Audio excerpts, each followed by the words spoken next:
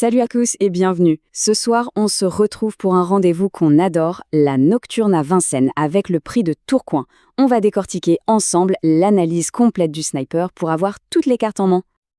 Allez, on attaque sans plus attendre. Le but du jeu, vous le connaissez, on va transformer cette analyse brute en une stratégie de pari qui tient la route. C'est parti. D'abord, un petit coup d'œil rapide pour planter le décor. On a affaire à une course dés.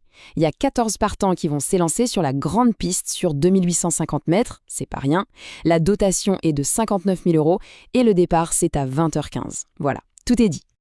Bon, maintenant, on entre dans le dur. Pour construire un bon ticket, il faut des fondations, des certitudes.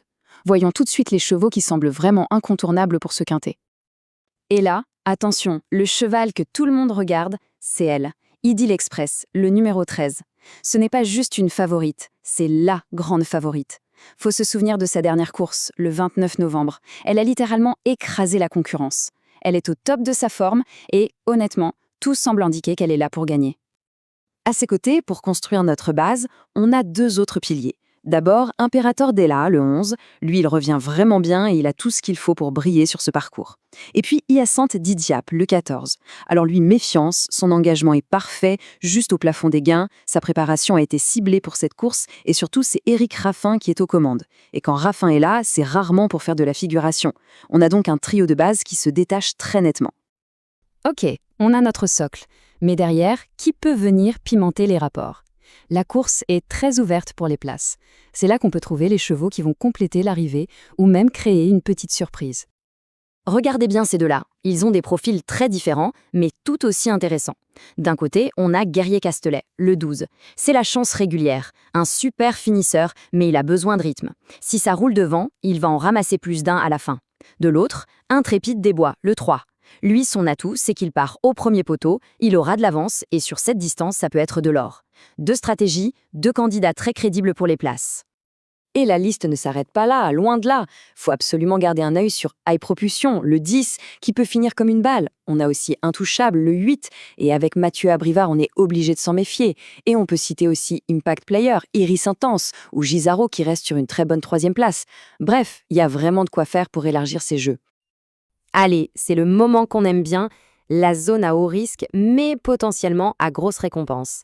On va parler des tocards. Ces chevaux qui, sur le papier, partent avec une cote d'outsider, mais qui peuvent totalement déjouer les pronostics. Pour ce soir, deux noms se détachent dans cette catégorie. Invictus du Dollar, le numéro 1, et Invictus de Nilrem, le 2. Le premier a de la qualité, c'est certain, mais il est capable du meilleur, comme du pire, il peut faire la faute à tout moment. Quant au second, son départ a été vraiment poussif la dernière fois à Vincennes, et ça, à ce niveau, ça ne pardonne pas. Donc ce sont des coups de poker à glisser dans un jeu élargi, mais avec prudence. Bien, on a analysé toutes les forces en présence, on a les bases, les challengers, les outsiders. Maintenant, la question c'est comment on assemble tout ça ? C'est le moment de la stratégie du sniper, le plan de jeu concret. En fait, c'est assez simple, on va procéder en 3 étapes.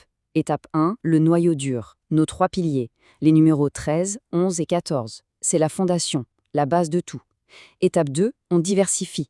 On ajoute 2 chevaux pour une prise de risque maîtrisée, Guerrier Castelet, le 12, et High Propulsion, le 10.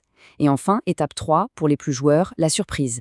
On peut tenter d'intégrer ponctuellement Intrépide des Bois, le 3, ou Iris Intense, le 5, pour aller chercher une cote vraiment sympa. Voilà, c'est une méthode claire qui permet d'équilibrer sécurité et potentiel de gain. On termine avec la question du soir. Est-ce que les favoris vont faire le job ou est-ce que Vincennes va nous réserver une de ces fameuses surprises dont elle a le secret ? Sur le papier, la logique semble solide, mais une course reste une course. C'est toute la magie de ces nocturnes. Réponse dans quelques heures sur la piste. Bonne chance à tous.